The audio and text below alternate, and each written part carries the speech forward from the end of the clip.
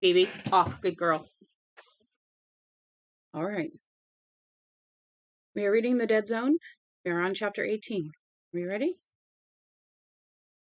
I am Lady Rain, and this is the Reader's Nook. Shall we begin? Warren Richardson came out of his small office building at 4:45, as he always did. He walked around to the parking lot and hoisted his 200-pound bulk behind the wheel of his Chevy Caprice and started the engine. All according to routine. What was not according to routine was the face that appeared suddenly in the rear-view mirror, an olive-skinned, stubbled face, framed by long hair and set off by eyes every bit as green as those of Sarah Hazlitt or Chuck Chatsworth. Warren Richardson had not been so badly scared since he was a kid, and his heart took a great, unsteady leap in his chest. "Howdy," said Sonny Elliman, leaning over the seat. "Who?" was all Richardson managed, uttering the word in a terrified hiss of breath. His heart was pounding so hard that dark specks danced and pulsed before his eyes, in rhythm with its beat. He was afraid he might have a heart attack. "Easy," the man who had been hiding in his back seat said. "Go easy, man. Lighten up." And Warren Richardson felt an absurd emotion. It was gratitude. The man who had scared him wasn't going to scare him any more. He must be a nice man. He must be. "Who are you?" he managed this time. "A friend," Sonny said. Richardson started to turn, and fingers as hard as pincers bit into the sides of his flabby neck. The pain was excruciating. Richardson drew breath in a convulsive, heavy whine. "You don't need to turn around, man. You can see me. Dig that?" "Yes," Richardson said. Or he gasped. Yes, just let go." The pinchers began to ease up, and again he felt that irrational sense of gratitude. But he no longer doubted that the man in the back seat was dangerous, or that he was in the car on purpose, although he couldn't think why anyone would. And then he could think why someone would, at least why someone might.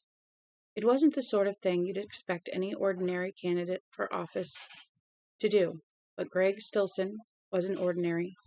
Greg Stilson was a crazy man, and, very softly, Warren Richardson began to blubber. "Gotta talk to you, man," Sonny said. His voice was kind and regretful, but in the rearview mirror his eyes glittered green amusement. "Gotta talk to you like a Dutch uncle. It's Stilson, isn't it? It's—" The pinchers were suddenly back. The man's fingers were buried in his neck, and Richardson uttered a high-pitched shriek. "No names," the terrible man in the back seat told him in the same kind yet regretful voice. "You draw your own conclusions, Mr. Richardson, but keep the names to yourself. I've got one thumb just over your carotid artery, and my fingers are over by your jugular, and I can turn you into a human turnip if I want to." "What do you want?" Richardson asked. He did not exactly moan, but it was a near thing. He had never felt more like moaning in his life.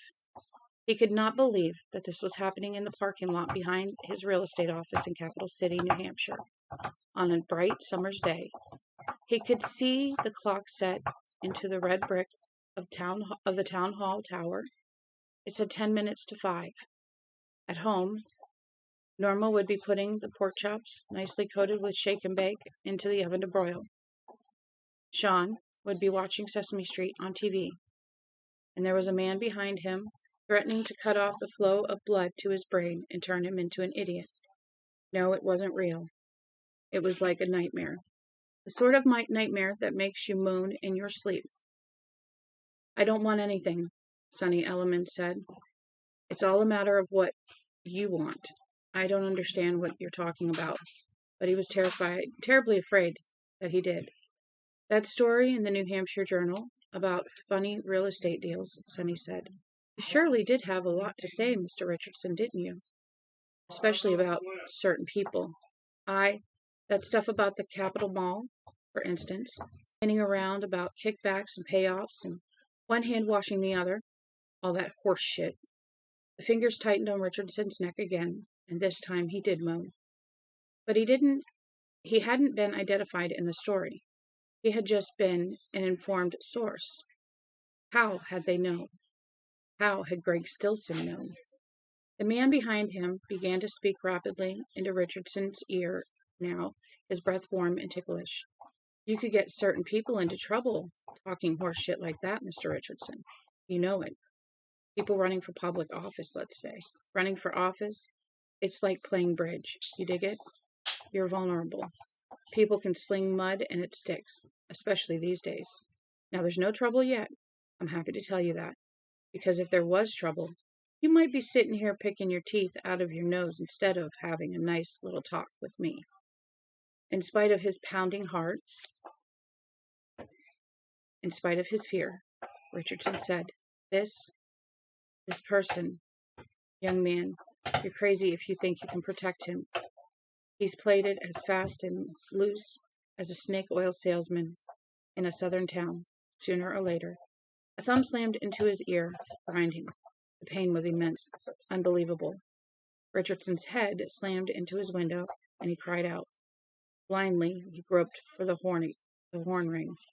You blow that horn, I'll kill you, the voice whispered. Richardson let his hands drop. The thumb eased up. You ought to use Q-tips in there, man, the voice said. I got wax all over my thumb. Pretty gross. Warren Richardson began to cry weakly. He was powerless to stop himself. Tears coursed down his fat cheeks. Please don't hurt me any more, he said. Please don't. Please. It's like I said, Sonny told him. It's all a matter of what you want. Your job isn't to worry of what someone else might say about these certain people. Your job is to watch what comes out of your own mouth. Your job is to think before you talk the next time that guy from the journal comes around. You might think about how easy it is to find out who an informed source is. Or you might think about what a bummer it would be if your house burned down. Or you might think about how you'd pay for plastic surgery if someone threw some battery acid in your wife's face. The man behind Richardson was panting now. He sounded like an animal in a jungle. Or you might think, dig it, how easy it would be for someone to come along and pick up your son on his way home from kindergarten. Don't you say that, Richardson cried hoarsely. Don't you say that, you slimy bastard. All I'm saying is that you want to think about what you want, Sonny said. An election, it's an all-American thing, especially in a bicentennial year. Everyone should have a good time. No one has a good time if numb fucks like you start telling a lot of lies. Numb, jealous fucks like you. The hand went away altogether. The rear door opened. Oh, thank God. Thank God. You just want to think, Sonny Elliman repeated. Now, do we have an understanding? Yes, Richardson whispered. But if you think a certain person can be elected using these tactics, you're badly mistaken. No, Sonny said. You're the one who's mistaken, because everyone's having a good time. Make sure that you're not left out. Richardson didn't answer. He sat rigid behind the steering wheel, his neck throbbing, staring at the clock on the town office building, as if it were the only sane thing left in his life. It was now almost 5 to 5. The pork chops would be in by now. The man in the back seat said one more thing, and then he was gone, striding away rapidly, his long hair swinging against the collar of his shirt, not looking back. He went around the corner of the building and out of sight. The last thing he had said to Warren Richardson was Q-tips. Richardson began to shake all over, and it was a long time before he could drive. His first clear feeling was anger, terrible anger. The impulse that came with it was to drive directly to the Capital City Police Department, housed in the building below the clock, and report what happened. The threats on his wife and son, the physical abuse, and on whose behalf it had been done. You might think about how you'd pay for plastic surgery, or how easy it would be for someone to come along and pick up your son. But why? Why take the chance? What had he said to that thug? What he had said to that thug was just the plain, unvarnished truth. Everyone in southern New Hampshire real estate knew that Stilson had been running a shell game, reaping short-term profits that would land him in jail, not sooner or later, but sooner or even sooner. His campaign was an exercise in idiocy. And now, short-arm tactics. No one could get away with that for long in America, and especially not in New England. But let someone else blow the whistle, someone with less to lose. Warren Richardson started his car and went home to his pork chops and said nothing to all. Someone else would surely put a stop to it. Chapter 19, Part 1. On a day not long after Chuck's first breakthrough, Johnny Smith stood in the bathroom of the guest house, running his Norelco over his cheeks. Looking at himself close up in a mirror always gave him a weird feeling these days. But if he were looking at an older brother instead of himself, as if he were looking at an older brother instead of himself, deep horizontal horizontal lines had grooved themselves across his forehead. Two more bracketed his mouth. Strangest of all, there was a streak of white, and the rest of his hair was beginning to go gray. It seemed to have started almost overnight. He snapped off the razor and went out into the combination kitchen living room. Lap of luxury, he thought, and smiled a little. Smiling was starting to feel natural again. He turned on the TV, got a Pepsi out of the fridge, and settled down to watch the news. Roger Chatsworth was due back later in the evening, and tomorrow Johnny would have the distinct pleasure of telling him that his son was beginning to make real progress. Johnny had been up to see his own father every 2 weeks or so. He was pleased with Johnny's new job, and listened with keen interest as Johnny told him about the Chatsworths, the house in the pleasant college town of Durham, and Chuck's problems. Johnny, in turn, listened as his father told him about the gratis work he had been doing at Charlie Mackenzie's house in neighboring New Gloucestershire. Her husband was a hell of a doctor, but not much of a handyman, Herb said. Charlene and Vera had been friends before Vera's deepening involvement in the stranger offshoots of fundamentalism. That had separated them. Her husband, a GP, had died of a heart attack in 1973. Place was probably falling down around the woman's ears, Herb said. Least I could do. I go up on Saturdays and she gives me a dinner before I come back home. I have to tell the truth, Johnny. She cooks better than you do. Looks better, too, Johnny said blandly. Sure, she's a fine-looking woman. But it's nothing like that, Johnny. Your mother not even in her grave a year. But Johnny suspected that maybe it was something like that, and secretly couldn't have been more pleased. He didn't fancy the idea of his father growing old, alone. On the television, Walter Cronkite was serving up the evening's political news. Now, with the primary season over and the conventions only weeks away, it appeared that Jimmy Carter had the Democratic nomination sewed up. It was Ford who was in a scrap for his political life with Ronald Reagan, the ex-governor of California, and ex-host of GE Theater. It was close enough to have the reporters counting individual delegates.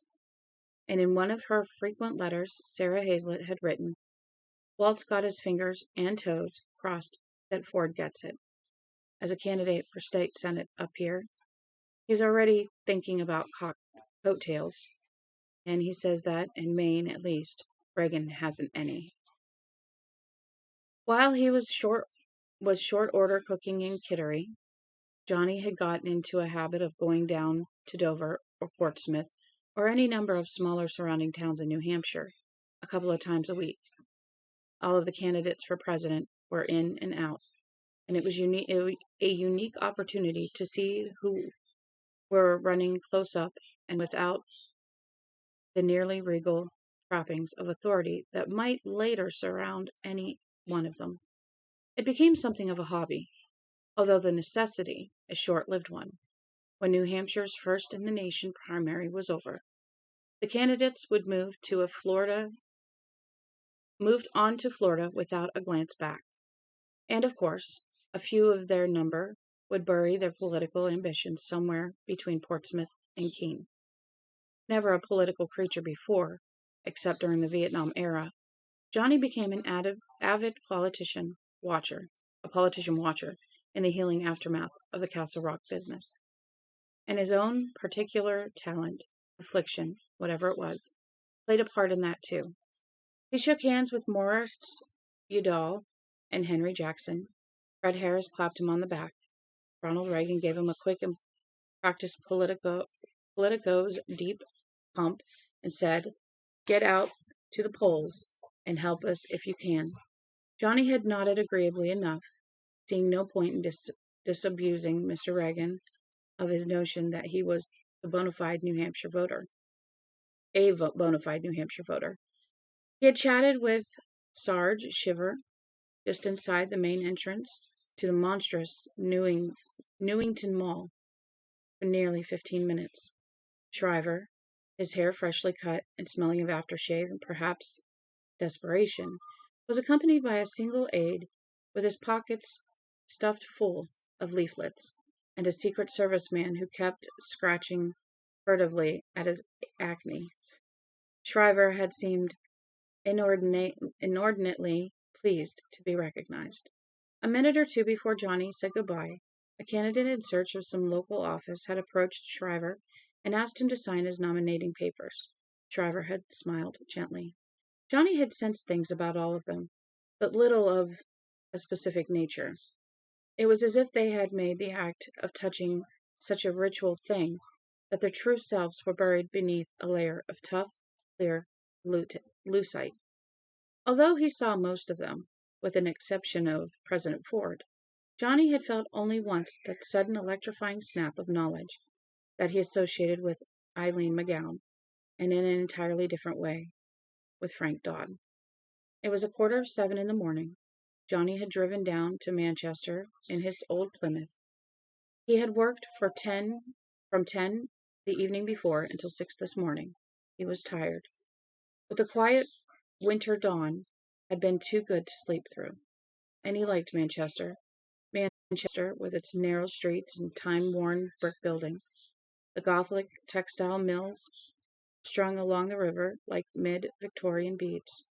He had not been consciously politician hunting that morning. He thought he would cruise the streets for a while, until they began to get crowded, until the cold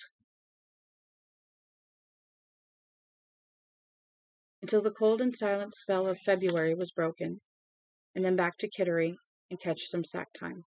He turned the corner, and there had been 3 nondescript sedans pulled up in front of a shoe factory in a no-parking zone.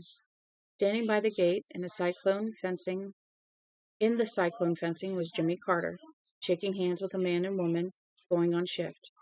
They were carrying lunch buckets and paper sacks, breathing out white clouds, bundled into heavy coats, their faces still asleep.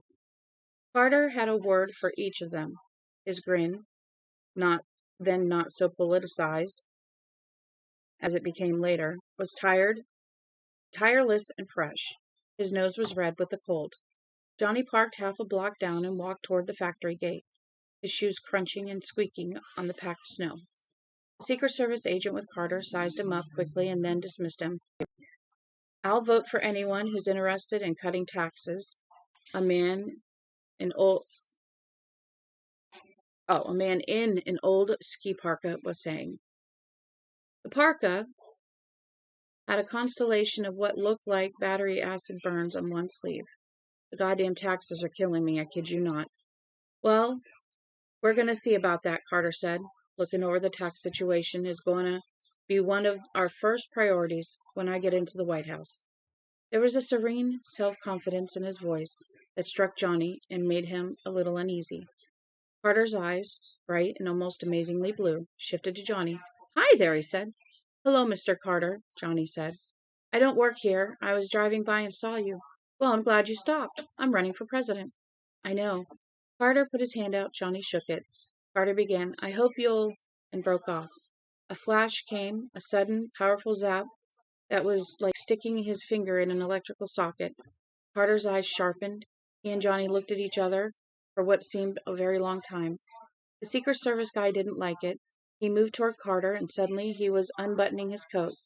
Somewhere behind them, a million miles behind them, the shoe factory's 7 o'clock whistle blew its single long note into a crisp blue morning. Johnny let go of Carter's hand, but still the two of them looked at each other. "What the hell was that?" Carter asked very softly. You probably got someplace to go, don't you? The Secret Service guy said suddenly. He put his hand on Johnny's shoulder. It was a very big hand. Sure you do. It's all right, Carter said. You're going to be president, Johnny said.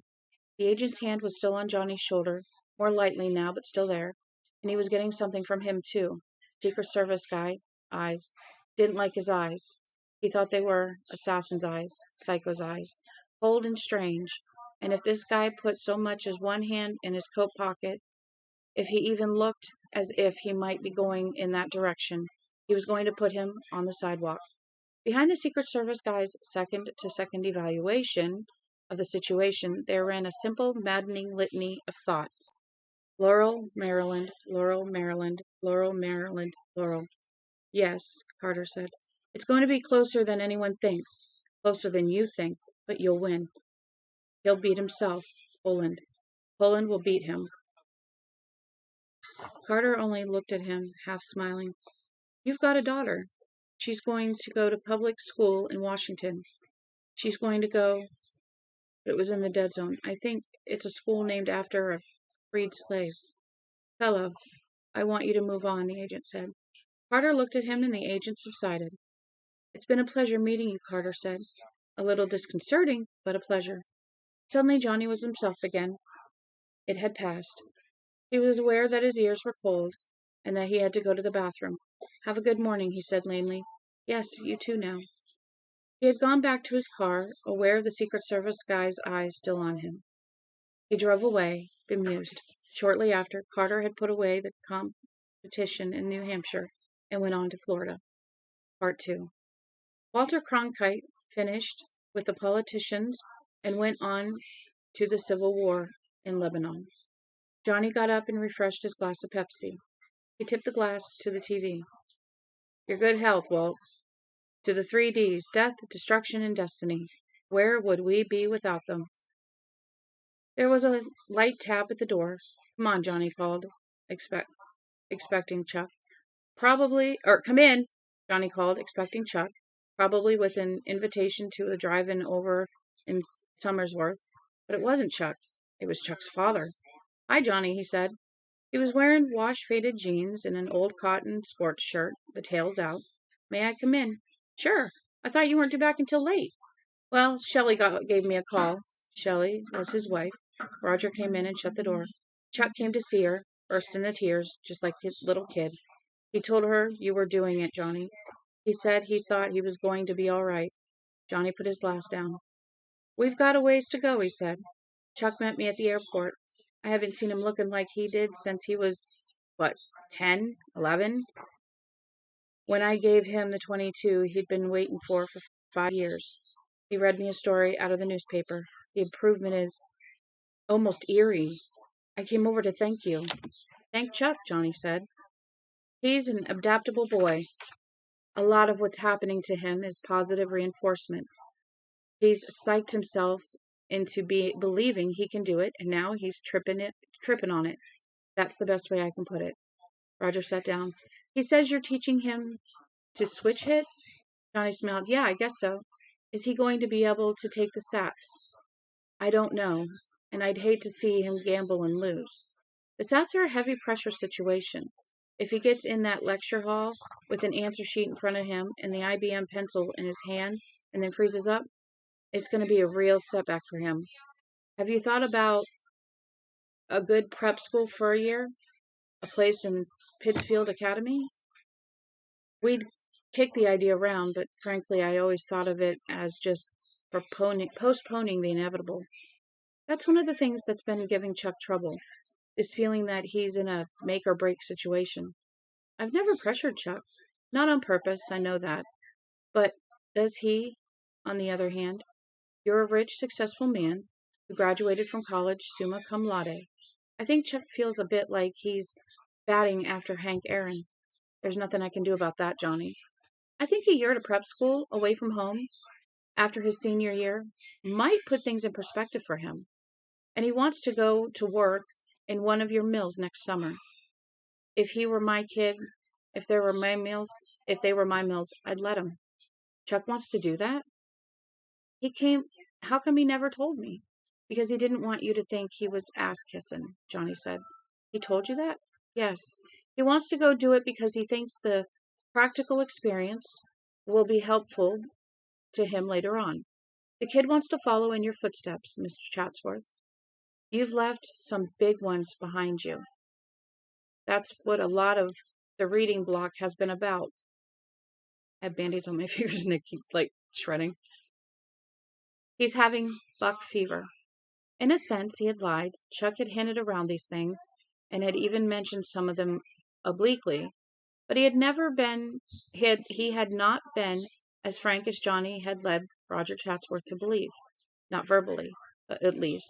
But Johnny had touched him from time to time, and he had gotten signals that way. He had looked through the pictures Chuck kept in his wallet, and knew there were things he could never tell this pleasant but rather distant man sitting across from him. Chuck idolized the ground his father walked on. Beneath his easy-come, easy-go exterior, an exterior that was very similar to Roger's, the boy was eaten up by the secret conviction that he could never measure up. His father had built a 10% interest in a falling woolen mill into a New England textile empire. He believed that the issue of his father's love hung on his own ability to make similar mountains, to play sports, to get into a good college, to read.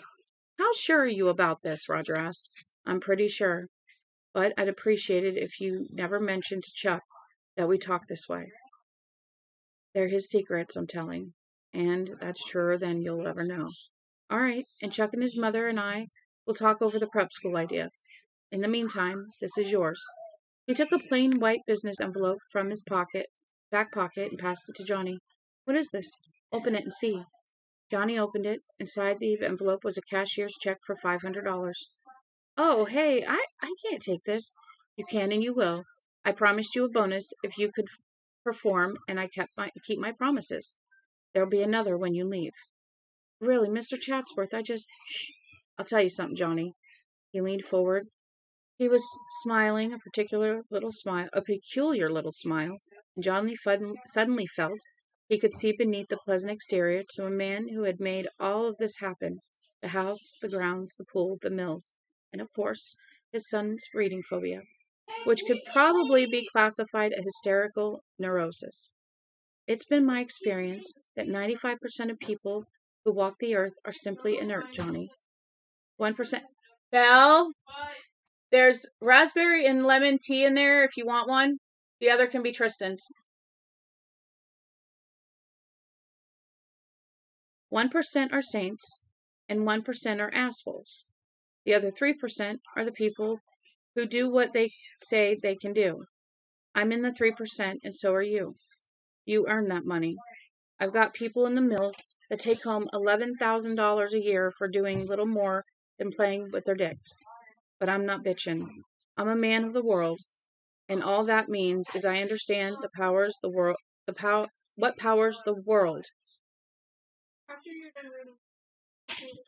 Mm-hmm. Me and your dad were talking about that. He needs soap anyway, so we'll do that. The fuel mix is 1 part high octane to 9 parts pure bullshit. You're no bullshitter. You put that money in your wallet, and next time try to value yourself a little higher. All right, Johnny said. I can put it to good use. I won't lie to you about that. Dr. Bills? Johnny looked up at Roger Chatsworth, his eyes narrowed. I know all about you, Roger said. Did you think I wouldn't check back on the guy I hired to tutor my son? You're supposed to be a psychic of some kind. You helped to solve a murder case in Maine. At least, that's what the papers say. You had a teaching job lined up for last January, but they dropped you like a hot potato when your name got in papers. You knew? For how long? I knew before you moved in, and you still hired me. I wanted a tutor, didn't I? You look like you might be able to pull it off. I think I showed excellent judgment in engaging your services. Well, thanks, Johnny said. His voice was hoarse. I told you didn't have to say that. As they talked, Walter Cronkite had finished up with the real news of the day and had gone on to the man bites dog stories that sometimes turn up near the end of the newscast. He was saying, voters in Western New Hampshire have an independent running in the 3rd district this year. Well, the cash will come in handy, Johnny said. Shh, I want to hear this. Chatsworth was leaning forward, hands dangling between his knees, a pleasant smile of expectation on his face. Johnny turned to look at the TV. Stilson, Cronkite said. That's 43-year-old and this 43-year-old insurance and real estate agent is surely running one of the most eccentric races of Campaign 76. But both the 3rd District Republican candidate Harrison Fisher and his Democratic opponent, David Bowes, are running scared because the polls have Greg Stilson running comfortably ahead. George Herman has the story. Who's Stilson? Johnny asked. Chatsworth laughed. Oh, you got to see this guy, Johnny. He's as crazy as a rat in a drain pipe. But I do believe this sober-sided electorate of the 3rd District is going to send him to Washington this November, unless he actually falls down and starts frothing at the mouth. And I wouldn't completely rule that out. Now the TV showed a picture of a handsome young man in a white open-throated shirt. He was speaking to a small crowd from a bunting hung platform in a supermarket parking lot. The young man was exhorting the crowd. The crowd looked less than thrilled. George Herman voiced over, "This is David Bowes, the Democratic candidate, sacrificial offering, some would say, for the 3rd District seat in New Hampshire.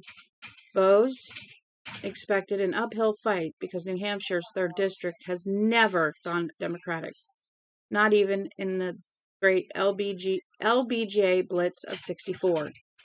But he expected this campaign to come from this man." What's up?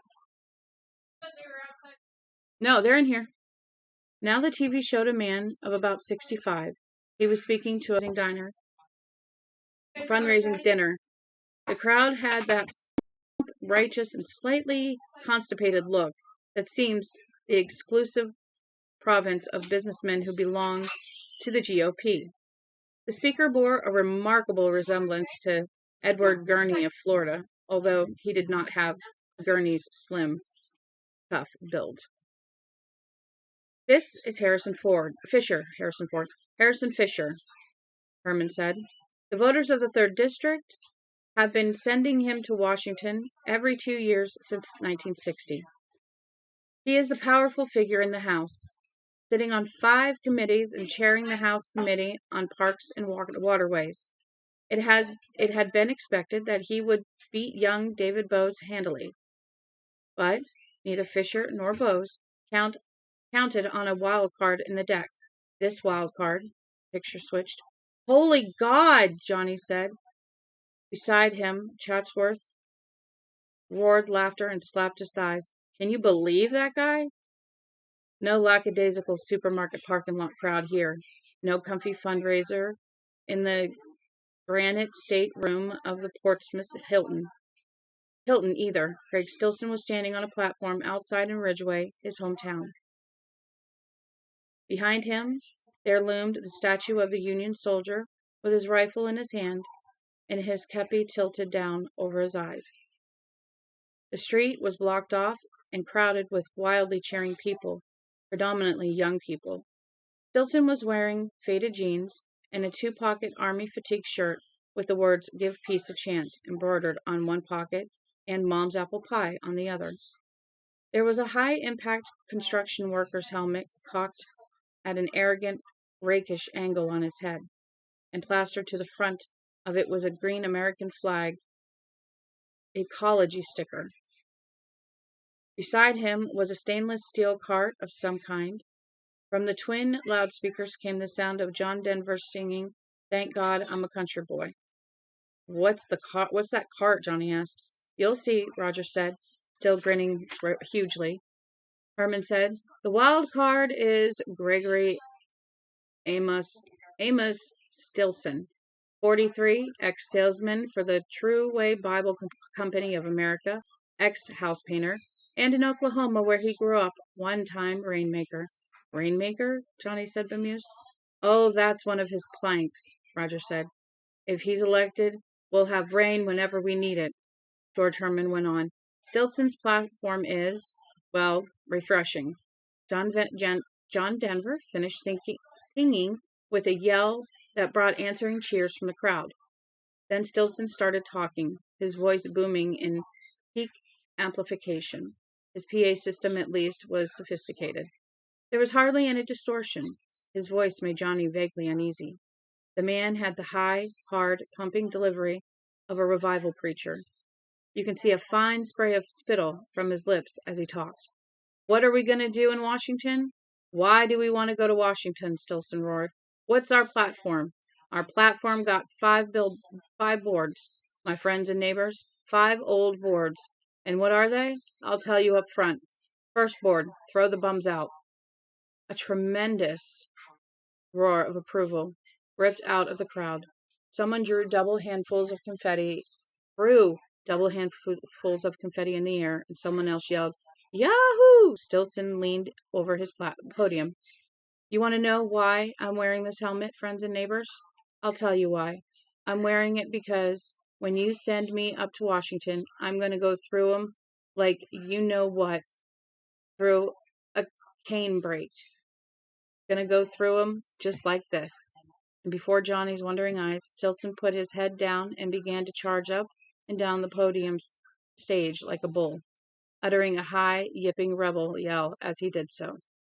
Roger Chatsworth simply dissolved in his chair, laughing helplessly. The crowd went wild. Stillson charged back to the podium, took off his construction helmet, and spun it into the crowd. A minor riot over possession of it immediately ensued. Second board, Stillson yelled into the mic. We're going to throw out anyone in the government, from the highest to the lowest, who is spending time in bed with some gal who ain't his wife. If they want to sleep around, they ain't going to do it on the public tit. What did he say? Johnny asked blankly. Oh, he's just getting warmed up, Roger said. He wiped his streaming eyes and went off into another gale of laughter. Johnny wished it seemed that funny to him. Third board, Stillson roared. We're going to send all the pollution right into outer space. Gonna put it in hefty bags. Gonna put it in glad bags. Gonna send it to Mars, to Jupiter, to the rings of Saturn. We're gonna have clean air, and we're gonna have clean water, and we're going to have it in 6 months. The crowd was in paroxysms of joy.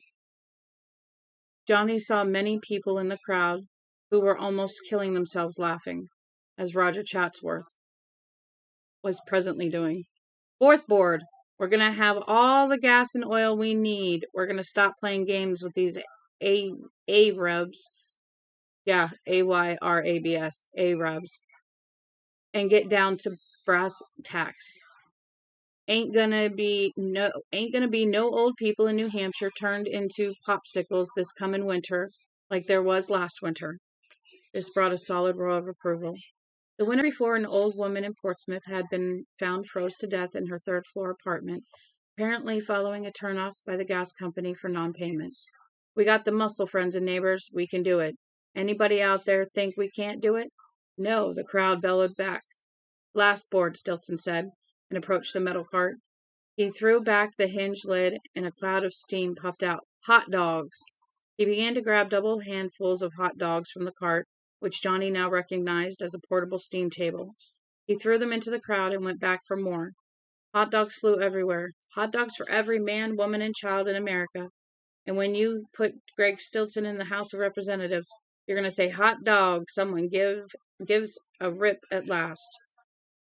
The picture changed. The podium was being dismantled by a crew of long-haired young men who looked like rock band roadies. 3 of them were cleaning up the litter the crowd had left behind. George Herman resumed. Democratic candidate David Bowes calls Stillson a practical joker who is trying to throw a monkey wrench into the workings of the democratic process. Harrison Fisher is stronger in his criticism. He calls Stillson a cynical carnival pitchman who is playing the whole idea of free election as a burlesque house joke. In speeches, he refers to independent candidate Stillson as the only member of the American Hot Dog Party. But the fact is this. The latest CBS poll in New Hampshire's 3rd District showed David Bowes with 20% of the vote, Harrison Fisher with 26%, and Maverick Greg Stilson with a whopping 42%. Of course, Election Day is still quite a way down the road, and things may change, but for now, Greg Stilson has captured the hearts, if not the minds, of New Hampshire's 3rd District voters. The TV showed a shot of Herman from the waist up. Both hands had been out of sight. Now he raised one of them, and in it was a hot dog. He took a big bite. This is George Herman, CBS News in Ridgeway, New Hampshire. Walter Cronkite came back on in the CBS newsroom, chuckling. Hot dogs, he said, and chuckled again. And that's the way it is. Johnny got up and snapped off the set. I just can't believe it, he said. That guy's really a candidate? It's not a joke? Whether it's a joke or not is a matter of personal interpretation, Roger said, grinning. And he really is running. I'm a Republican myself, born and bred, but I must admit, I get a kick out of that guy Stilson. You know, he hired him a half a dozen ex-motorcycle outlaws as bodyguards, real iron horsemen. Not Hell's Angels or anything like that, but I guess they are pretty rough customers. He seems to have reformed them. Motorcycle freaks as security. Johnny didn't like the sound of that very much. The motorcycle freaks had been in charge of security way in California. Of security when the Rolling Stones gave their free concert in Altamont Speedway in California. There we go. It hadn't worked out so well. People put up with a motorcycle goon squad? No, it really isn't like that. They're quite clean cut, and Stilson has a hell of a reputation around Ridgeway for reforming kids in trouble. Johnny grunted doubtfully. Give me a second, I need a drink.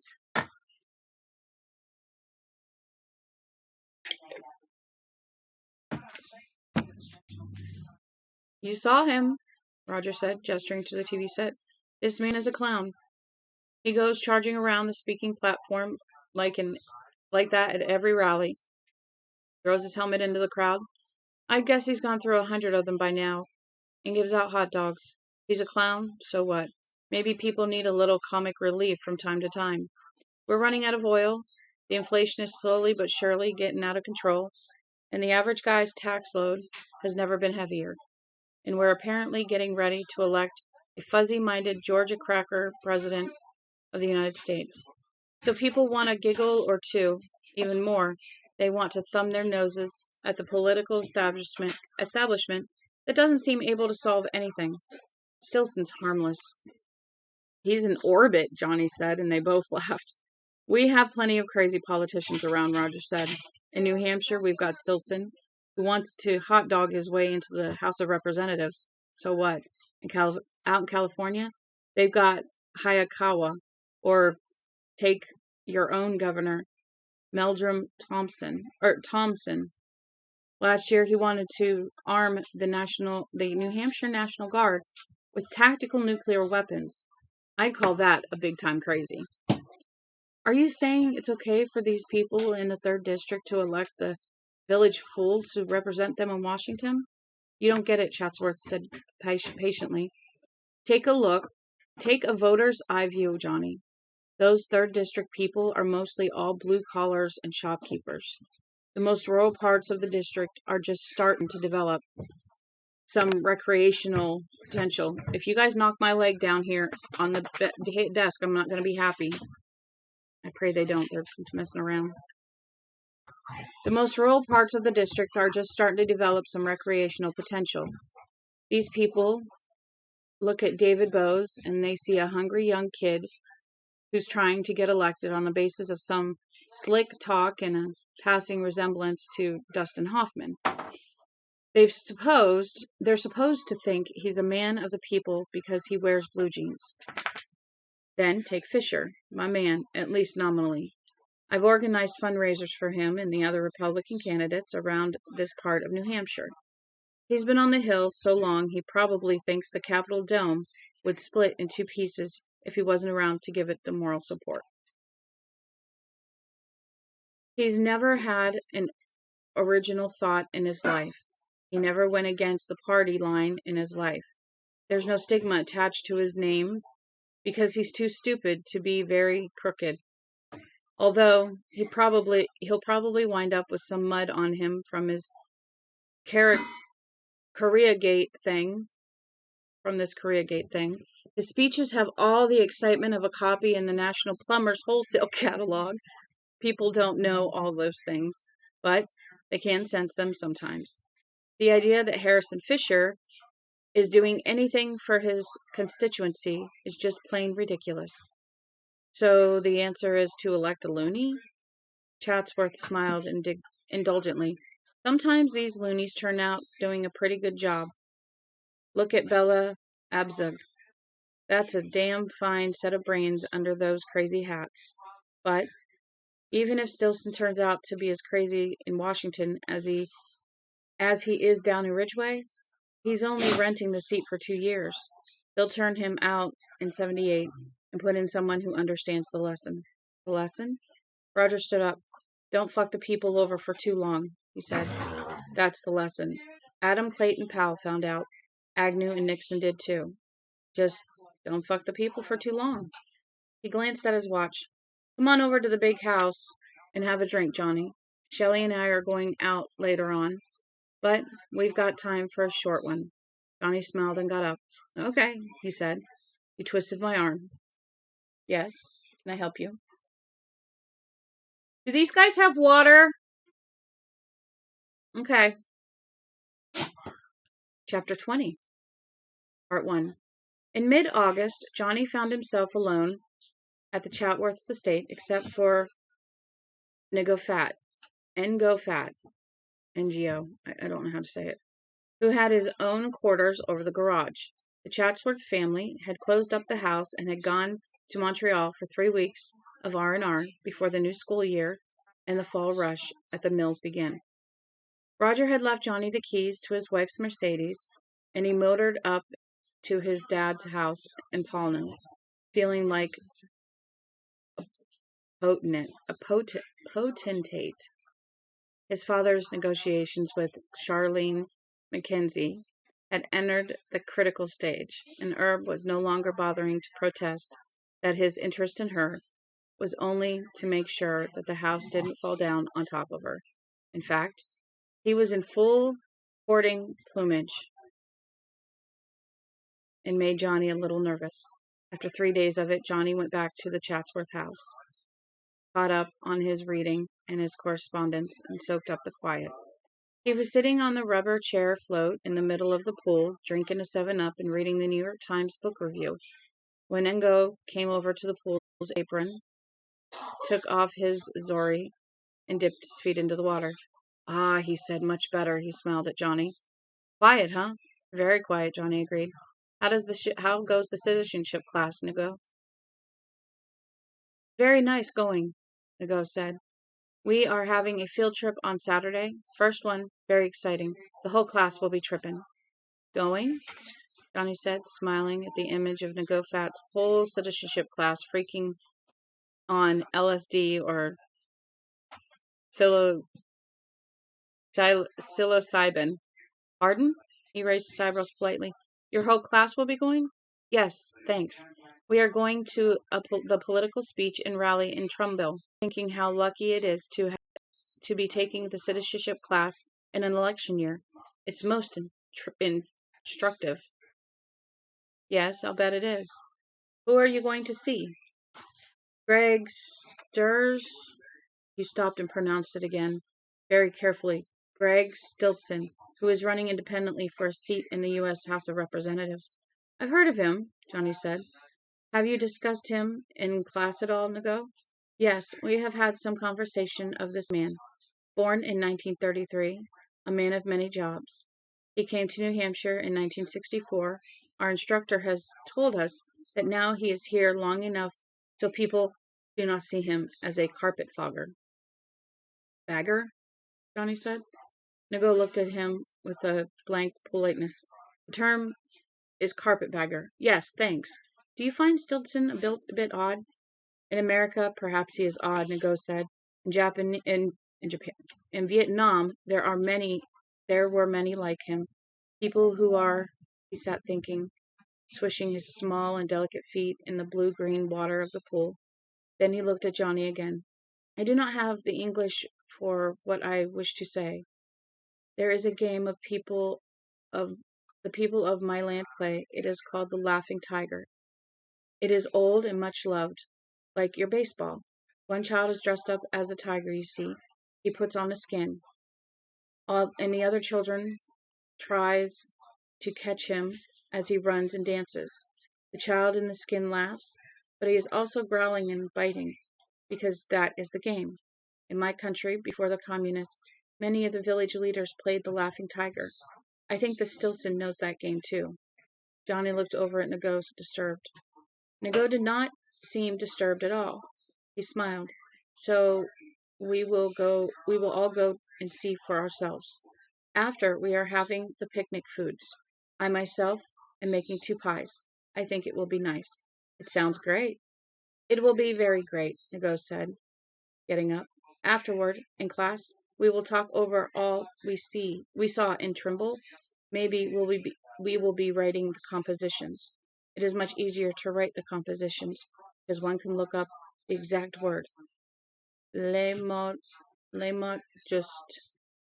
Yes, sometimes writing can be easier, but I never had a high school comp class that would believe it.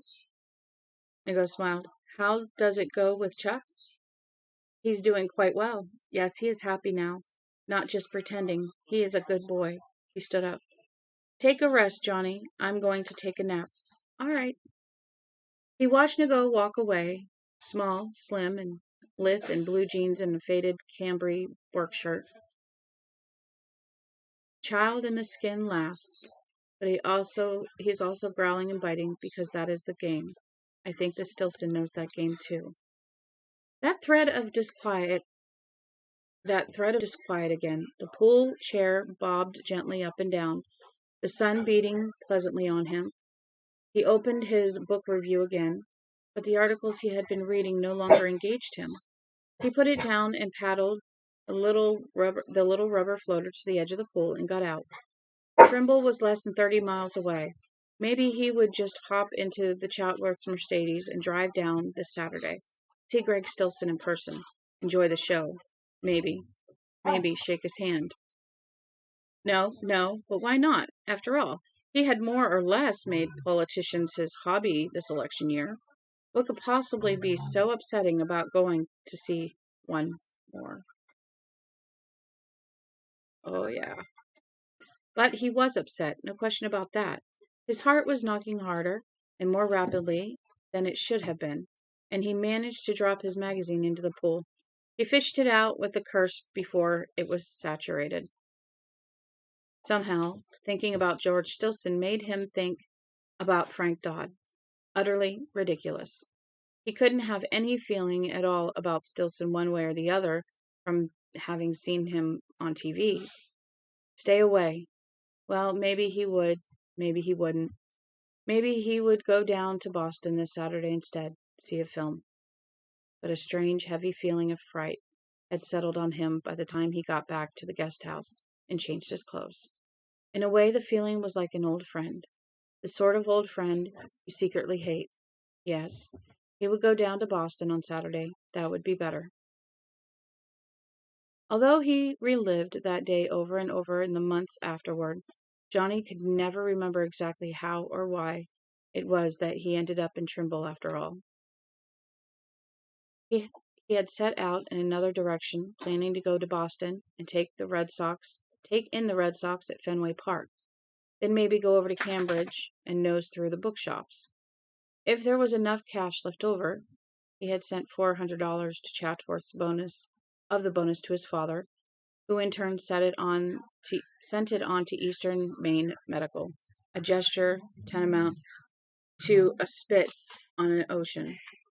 He planned to go to the Orson Welles Cinema and see that reggae movie, The Harder They Come, the Good Days program, and a fine day to implement it. That August 19th had dawned hot and clear and sweet.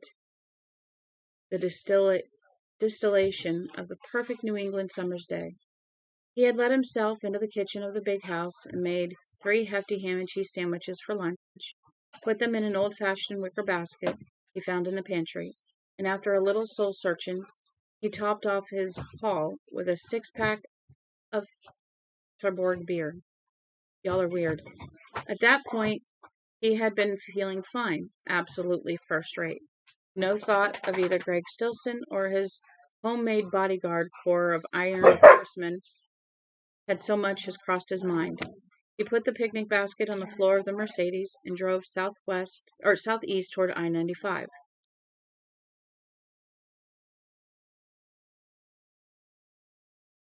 Yes, all clear enough up to that point. But then other things had begun to creep in. Thoughts of his mother on her deathbed first, his mother's face, twisted into a frozen snarl, the hand on the counterpane hooked into a claw, her voice sounding as if it were coming through a big mouthful of cotton wadding. Didn't I tell you? Didn't I say it was so? Johnny turned the radio up louder. Good rock and roll poured out of the Mercedes stereo speakers. He had been asleep for 4.5 years, but rock and roll had remained alive and well. Thank you very much, Johnny sang along. He has a job for you. Don't run from him, Johnny. The radio couldn't drown out his dead mother's voice. His dead mother was going to have her say. Even from beyond the grave, she was going to have her say. Don't hide away in a cave or make him have to send a big fish to swallow you. But he had been swallowed by a big fish. Its name was not Leviathan, but Coma. He had spent 4.5 years in that particular fish's black belly, and that was enough. The entrance ramp to the turnpike came up and then slipped behind him. He had been so lost in his thoughts that he had missed his turn. The old ghost just wouldn't give up and let him alone. Well, he had turned around to go back as soon as he found a good place. He would turn. Not the potter's clay, Johnny. Oh, come on, he muttered. He had to get this crap off his mind. That was all. His mother had been a religious crazy, not a very kind way of putting it, but true all the same. Heaven out in the constellation Orion, angels driving flying saucers, kingdoms under the earth. In her own way, she had been at least as crazy as Greg Stilson was in his. Oh, for Christ's sake, don't get off on that guy. And when you send Greg Stilson to the House of Representatives, you're going to say, hot dog. Everyone gives a rip at last. He came to New Hampshire, Route 63. A left turn would take him to Concord, Berlin, Riddler's Mill, Trimble. Johnny made the turn without even thinking about it. His thoughts were elsewhere. Roger Chatsworth, no babe in the woods, had laughed over Greg Stilson as if he were this year's answer to George Carlin and Chevy Chase all rolled up in one. He's a clown, Johnny. And if that was all Stilson was, then there was no problem, was there? A charming, eccentric, a piece of blank paper on which the electorate could write his message. You other guys are so wasted that we decided to elect this fool for 2 years instead. That was probably all Stilson was, after all. Just a harmless crazy. There was no need at all to associate him with the patterned, destructive madness of Frank Dodd. And yet, somehow, he did. The road branched ahead. Left branch to Berlin and Riddler's Mill. Right branch to Trimble and Concord. Johnny turned right. But it wouldn't hurt to just shake his hand, would it? Maybe not. One more politician for his collection. Some people collected stamps, some coins, but Johnny Smith collects handshakes and admitted, you've been looking for a wild card in the deck all along. The thought shook him so badly that he almost pulled over to the side of the road. He caught a glimpse of himself in the rearview mirror, and it wasn't the contented, everything is resting easy face he had gotten up with that morning. Now it was the pressed conference face. It was the press conference face, and the face of a man who had crawled through the snow of Castle Rock Town Common on his hands and knees. The skin was too white, the eyes circled with bruised-looking brown rings, the lines etched too deep. No, if it isn't true. But it was. Now that it was out, it couldn't be denied. In the first 23 years of his life, he had shaken hands with exactly one politician. That was when Ed Muskie had come to talk to his high school government class in 1966. In the last 7 months, hey, excuse you, I'm talking. Do you mind? Why are you barking? Belle, can you grab the gate and let him out? In the last 7 months, he had shaken hands with over a dozen big names. That way they can have the living room and not be mad at all. I don't know. Maybe they need out again. They're just playing. But I don't want them hitting the table is all. And hadn't the thought flashed across the back of his mind as each one stuck out his hand. What's this guy all about? What's he going to tell me? Hadn't he been looking all along for the politician equivalent of Frank Dodd? Yes, it was true. But the fact was, none of them except Carter had told him much of anything. And the feelings that he had gotten from Carter were not particularly alarming. Shaking hands with Carter had not given him that sinking feeling he had gotten just from watching Greg Stilson on TV. He felt as if Stilson might have taken the game of the laughing tiger a step further. Instead, the beast inside, a man, yes. Taking it a step further. Inside the beast skin, a man, yes. But inside the man skin, a beast. Part 2. Whatever the progression had been, Johnny found himself eating his picnic lunch in the Trimble Town Park instead of the Fenway bleachers. He had arrived shortly after noon and had seen a sign on the community notice board announcing the rally at 3 p.m. He drifted over to the park, expecting to have the place pretty much to himself so long before the rally was scheduled to begin. Please. But others were already spreading blankets, unlimbering frisbees, or settling down to their own lunches.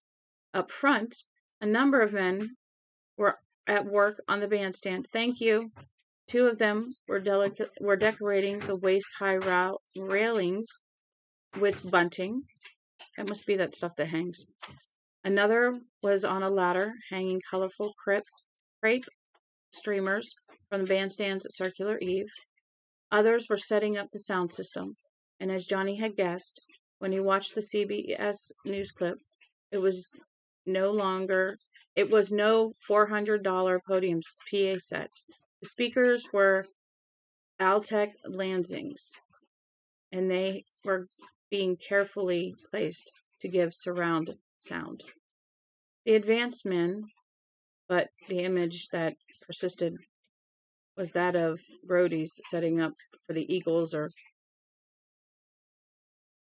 Gales band concert, went about their work with businesslike precision. The whole thing had a practiced, professional quality to it that jarred the Stilson's image of an ambitious wild man of Borneo. Ugh. The crowd mostly spanned about 20 years, from mid-teens to mid-30s. They were having a good time. Babies toddled around, clutching melting Dairy Queens and slush puppies. Women chatted together and laughed. Men drank beer from styrofoam cups.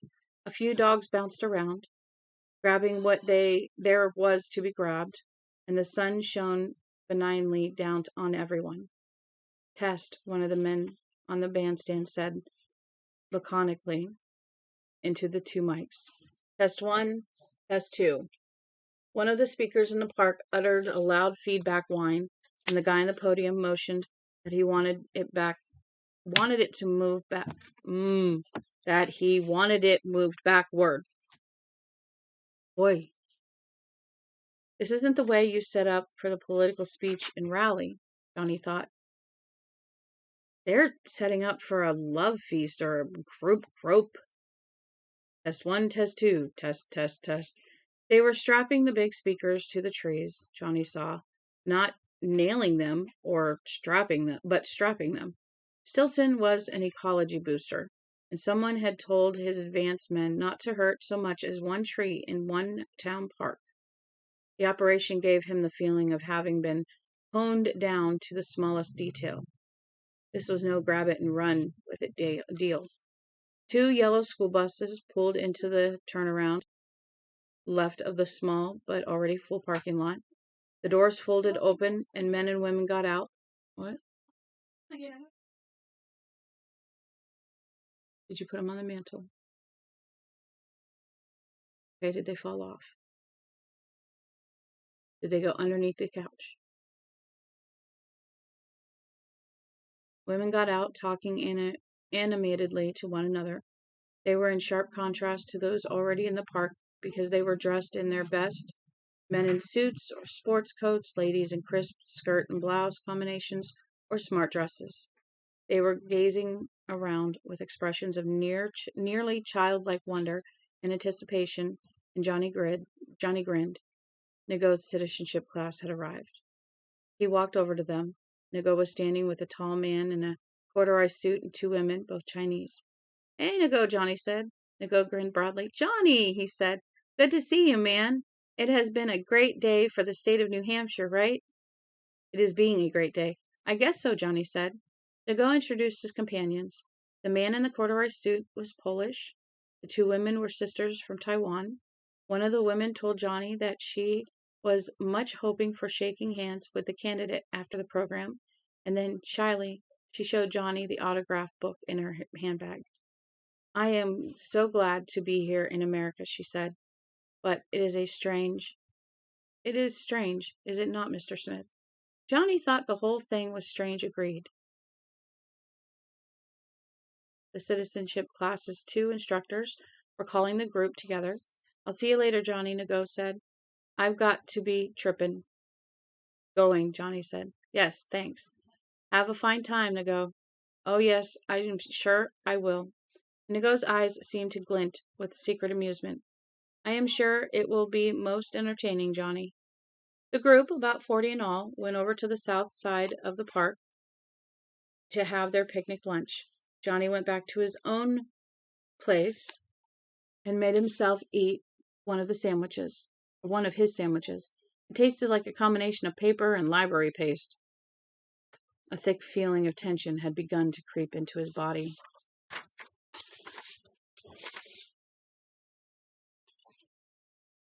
By 2:30, part 3. By 2:30, the park was completely full. People were jamming together, nearly shoulder to shoulder. The town police, augmented by the small contingent of state police, had closed off the streets leading to the Trimble Town Hall. The resemblance to a rock concert was stronger than ever. Bluegrass music poured from the speakers, cheery and fast. Fat white clouds drifted across the innocent blue sky. Suddenly, people started getting to their feet and craning their necks. It was a ripple effect passing through the crowd. Johnny got up too, wondering if Stilson was going to be early. Now he could hear the steady roar of motorcycle engines.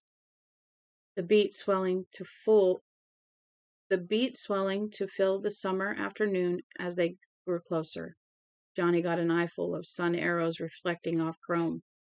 And a few moments later, about 10 cycles swung into the turnaround where the citizenship buses were parked. There was no car with them. Johnny guessed they were an advanced guard. His feeling of disquiet deepened.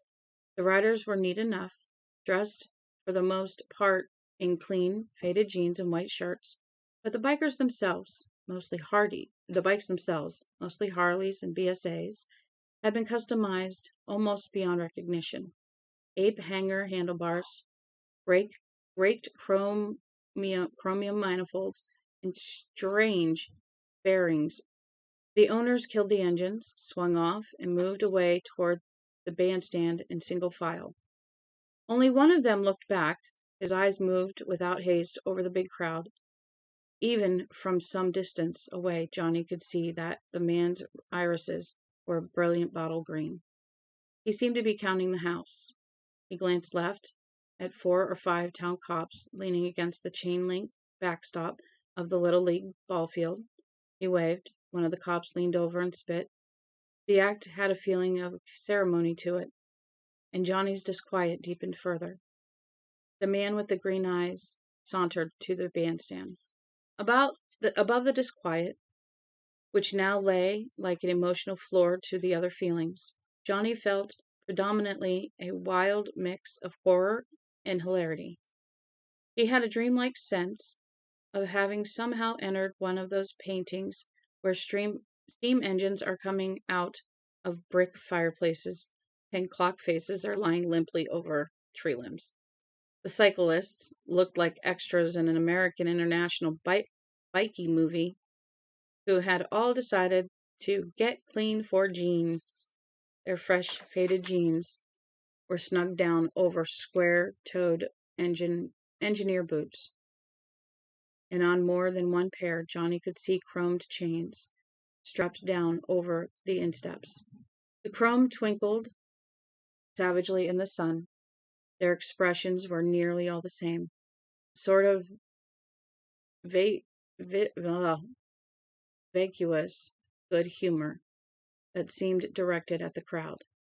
But beneath it, there might have been simple contempt for the young mill workers, the summer students who had come over from UNH in Durham, and the factory workers who were standing to give them a round of applause. Each of them wore a pair of political buttons. One of them showed a construction worker's yellow hard hat with a green ecology sticker on in the front. The others bore the motto, "Stilson's got 'em in the full Nelson." And sticking out of every right hip pocket was a sawed-off pool cue. Johnny turned to the man next to him, who was with his wife and small child. "Are those things legal?" he asked. "Who the hell cares?" the young guy responded, laughing. "They're just for show anyway." He was still applauding. "Go get 'em, Greg," he yelled. The motorcycle honor guard displayed themselves around the bandstand in a circle and stood at parade rest. The applause tapered off, but conversation went on at a louder level. The crowd's mass mouth had received the meal's appetizer and had found it good. Thank you. That table was not there. My left and left. That mug is his. Okay, so you're thinking he moved them? Yeah. Did you call him? Not yet, but your phone's at 10%, so I'm not sure if I should. That's because I forgot to charge it.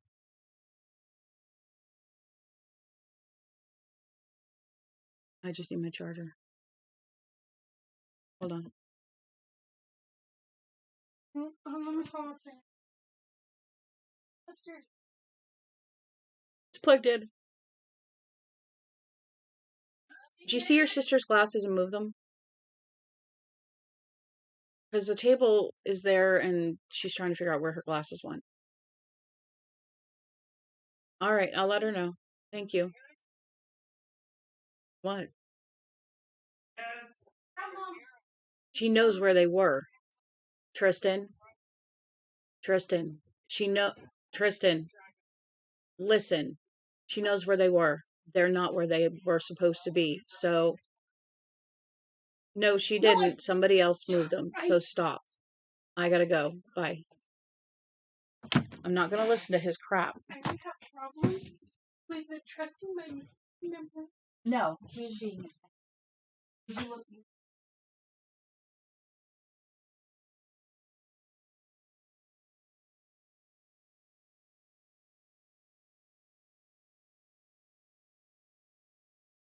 Right here. With the look.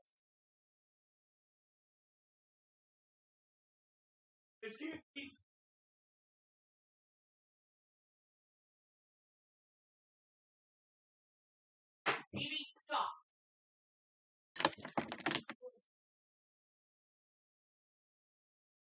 What's right over there? It was over there. Stop.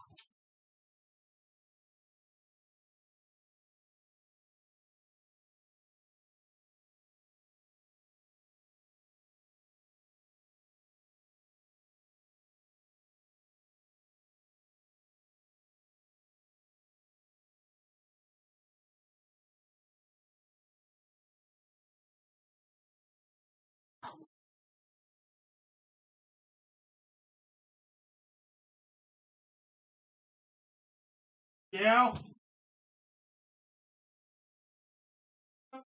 Alright, get up.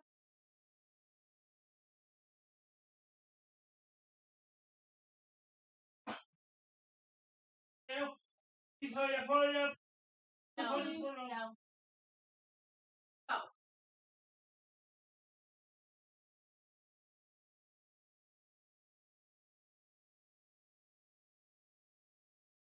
Here we Yeah. go. Damn it. Let her go. Leave me downstairs.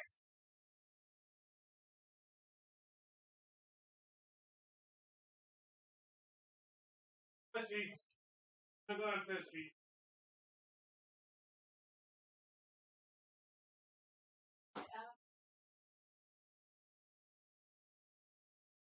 Never mind.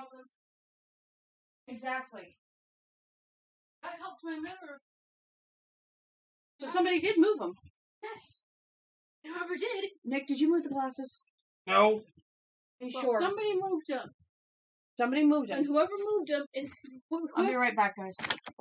whoever moved them is lying about not moving it. Okay. Leave me down.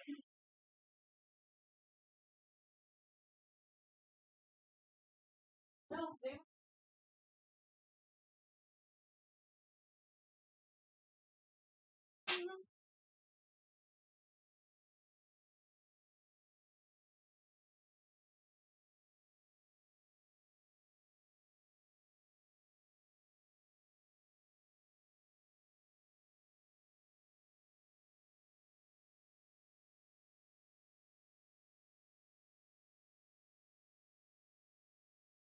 Every time you move, Belle. did. They're not there. I left them on the table. I was going to bed. And I can't. people go. Oh, well, you. Phoebe! Baby! Oh, that dog.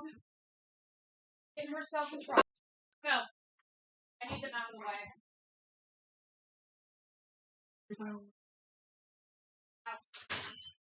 Oh.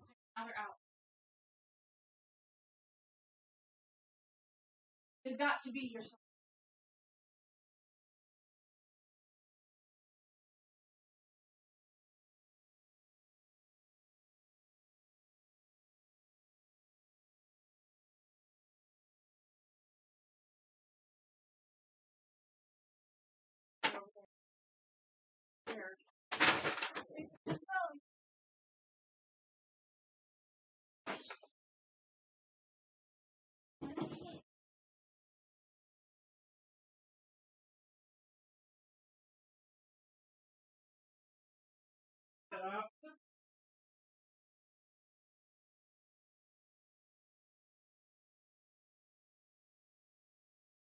somewhere.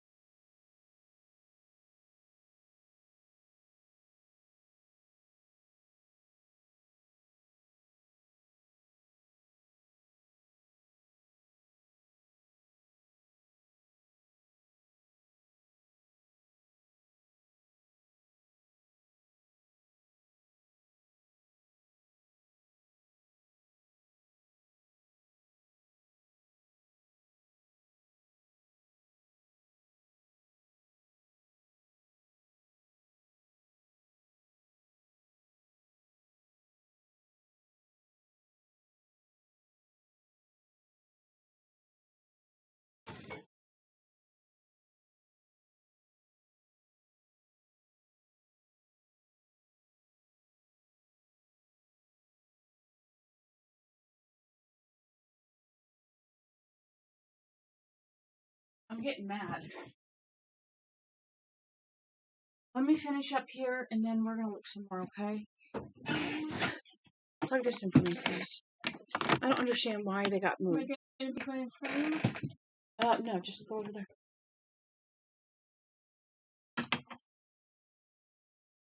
Thank you. I'm gonna plug this in.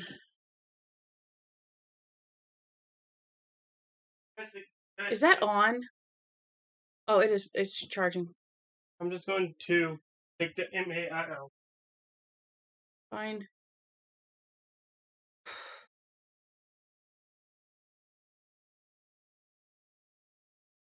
All right. We're going to finish up this chapter, which is another couple pages. And then I'm going to be done. I got to help her find her glasses. So, sorry for the interruption. Brown shirts. Mom, Johnny there's only thought. in this thing. Garbage. Rip. Yes, sitting down. Brown shirts is all they are.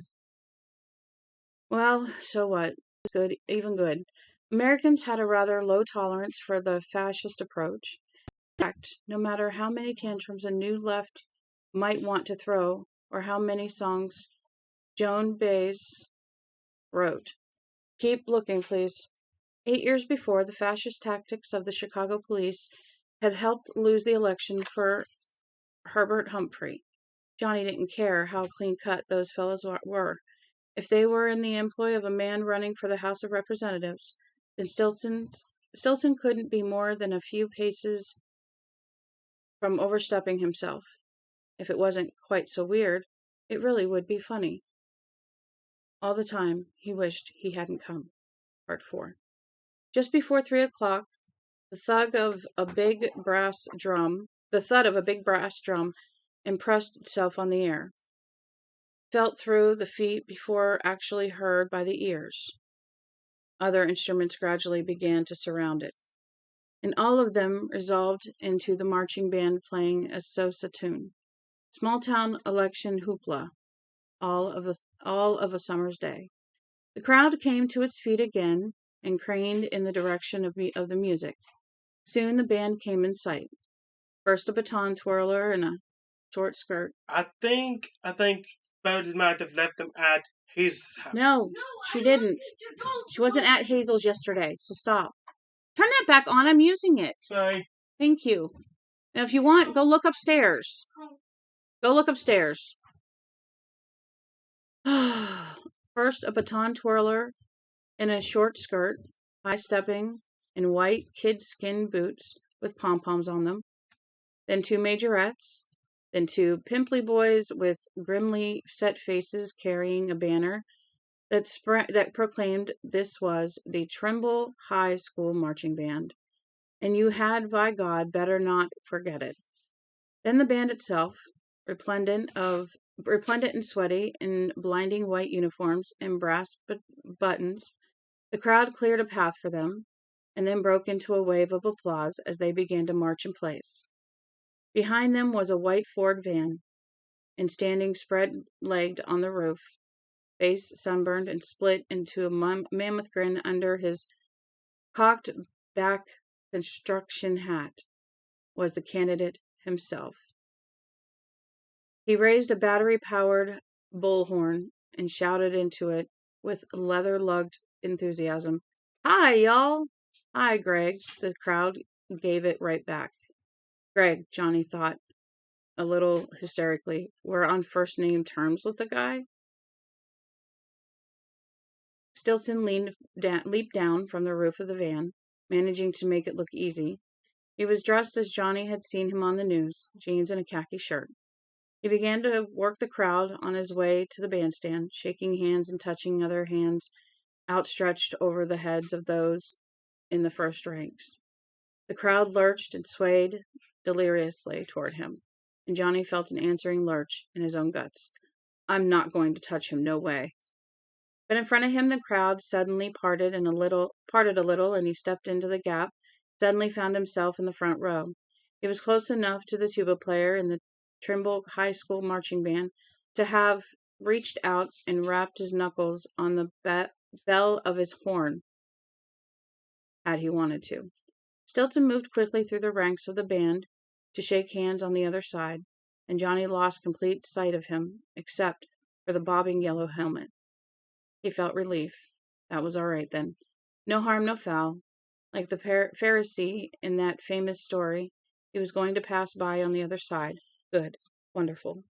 And when he made the podium, Johnny was going to gather up his stuff and steal away into the afternoon. Enough was enough. The bikies had moved up on both sides of the path through the crowd to keep it from collapsing in on the candidate and drowning him in people.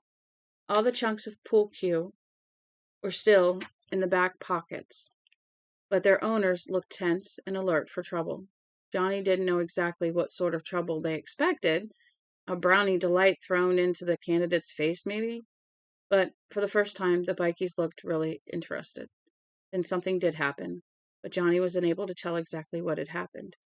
A female hand reached for the bobbing yellow hard hat, maybe just to touch it for good luck, and one of Stiltson's fellows moved it quickly. There was a yell of dismay, and the woman's hand disappeared quickly. But it was all on the other side of the marching band. The din from the crowd was enormous, and he thought again of the rock concerts he had been to. This was what it was like if Paul McCartney or Elvis Presley decided to shake hands with the crowd. They were screaming his name, chanting it. Greg, Greg, Greg. The young guy who had billeted his family next to Johnny was holding his son up over his head so the kid could see. A young man with a large, puckered burn scar on one side of his face was waving a sign that read, "Live free or die, here's Greg in your eye." An achingly beautiful girl of maybe 18 was waving a chunk of watermelon, and pink juice was running down her tanned arm. It was all mass confusion. Excitement was humming through the crowd like a series of high-voltage electrical cables. And suddenly there was Greg Stiltson, darting back through the band, back to Johnny's side of the crowd. He didn't pause, but still found time to give the tuba player a hearty clap on the back. Later, Johnny mulled it over and tried to tell himself that there really hadn't been any chance or time to melt back into the crowd. He tried to tell himself that the crowd had practically heaved him into Stiltson's arms. He tried to tell himself that Stiltson had done everything but abduct his hand. None of it was true. There was time, because the fat woman in absurd yellow clam diggers threw her arms around Stiltson's neck and gave him a hearty kiss, which Stiltson turned with a laugh and a "You bet I'll remember you, hun." The fat woman screamed laughter. Johnny felt the warm, compact coldness come over him, the trance feeling, the sensation that nothing mattered except to know. He even smiled a little, but it wasn't his smile. He put his hand out, and Stiltson seized it with both of his hands and began to pump it up and down. "Hey, man, hope you're going to support us in—" Then Stiltson broke off, the way Eileen McGowan had, the way Dr. James, just like the soul singer Brown had, the way Roger DeSalt had. His eyes went wide and then were filled with fright. No, it was terror in Stiltson's eyes. The moment was endless. Objective time was replaced by something else, a perfect cameo of time as they stared into each other's eyes. For Johnny, it was like being in the dull chrome corridor again. Only this time, Stiltson was with him, and they were sharing everything. For Johnny, it had never been his strong, never been this strong, never. Everything came at him at once, crammed together and screaming like some terrible black freight train highballing through a narrow tunnel. A speeding engine with a single glaring headlamp mounted up front, and the headlamp was knowing everything. And its light impaled Johnny Smith like a bug on a pin. There was nowhere to run, and perfect knowledge ran him down, plastered him as flat as a sheet of paper, while that night-running train raced over him. He felt like screaming, but had no taste for it, no voice for it. The one image he never escaped, as the blue filter began to creep in, was Greg Stiltson taking the oath of office. It was being administered by an old man with the humble, frightened eyes of a field mouse trapped by a terribly proficient, battle-scarred backyard tomcat. One of Stiltson's hands clapped over a Bible, one upraised. It was years in the future because Stiltson had lost most of his hair. The old man was speaking. Stiltson was following. Stiltson was saying, "The blue filter is deepening, covering things, blotting them out, bit by bit. Merciful blue filter."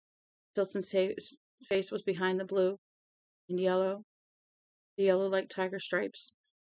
He would do it, so help him God. His face was solemn, grim even. But a great hot joy clapped in his chest and roared in his brain, because the man with the scarred field mouse eyes was the Chief Justice of the United States Supreme Court, and oh dear God, the blue filter, the yellow stripes. Now all of it began to disappear slowly behind that blue filter, except it wasn't a filter.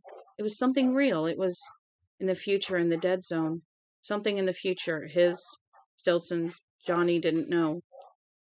There was a sense of flying through the blue, above scenes of utter disillusion that could not quite be seen. And cutting through this came the disembodied voice of Greg Stiltson, the voice of the cut-rate god or a comic opera engine of the dead.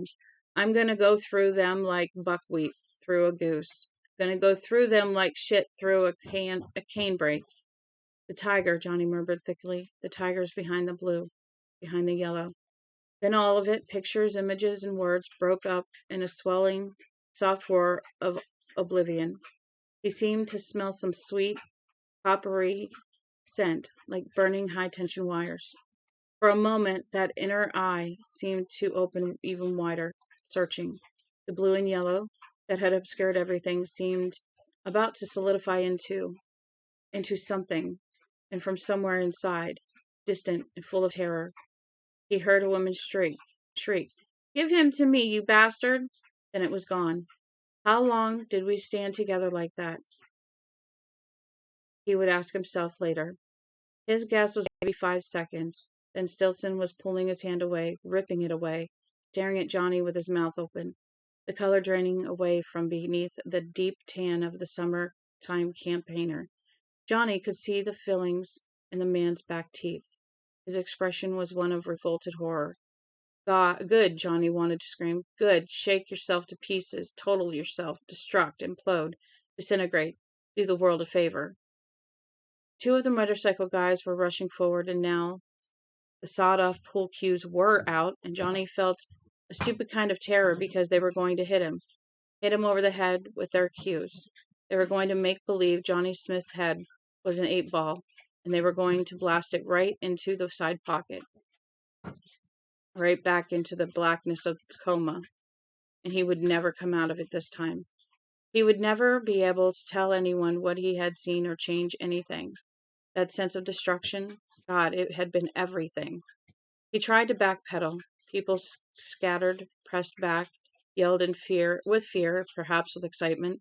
Stiltson was turning toward his bodyguards, already regaining his composure, shaking his head, restraining them. Johnny never saw what happened next. He swayed on his feet, head lowered, blinking slowly like a drunk at a bitter end of a week-long binge. Then the soft, swelling roar of oblivion overwhelmed him, and Johnny let it. He gladly let it. He blacked out. So we're going to stop there for now. We're going to start 21 tonight. We don't have much left. So we'll see what happens.